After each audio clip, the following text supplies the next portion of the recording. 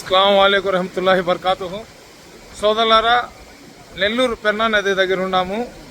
నెల్లూరు జిల్లా అంటేనే ఒక సంచలనము. అదేవిధంగా నెల్లూరు జిల్లాలో ఉన్న పెన్నా నది అంటే చాలా సంచలనాలకు వేదిక. అది మనం చూస్తుంటాం. పెన్నా నదిలో రకరకాల విచిత్రమైన సంఘటనలు. మొన్న నీళ్లు వచ్చినప్పుడు పేకాట ఆడేవాళ్లు నదిలో చిక్కున్నారు, పోలీసులు రక్షించినారు.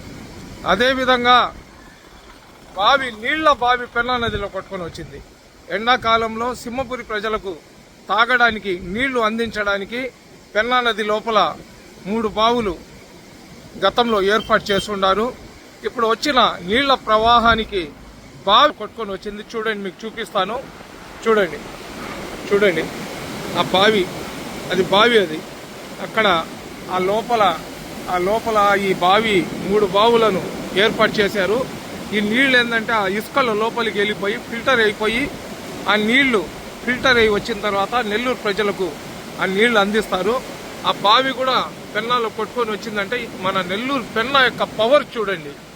ఈ పవర్ఫుల్ పెన్నా నది గురించి మీకు తెలియజేద్దామని చెప్పి ఈ వీడియోను తీస్తున్నాను. మిత్రులారా, ఈ వీడియోను కూడా షేర్ చేయండి.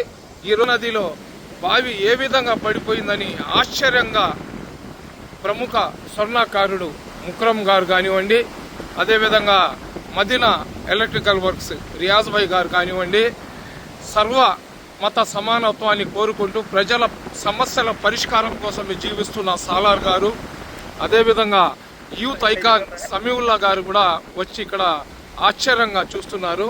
చూడండి, ఆ బావి ఎలాగ కొట్టుకొని వచ్చింది, ఎందుకు కొట్టుకొని వచ్చింది అనేదే ఎవరికి అర్థం కావటం లేదు. సృష్టికర్త అనుకుంటే ఏమైనా చెయ్యగలిగి ఇది ఒక ఉదాహరణ మాత్రమే. అస్సలాము అలైకుం.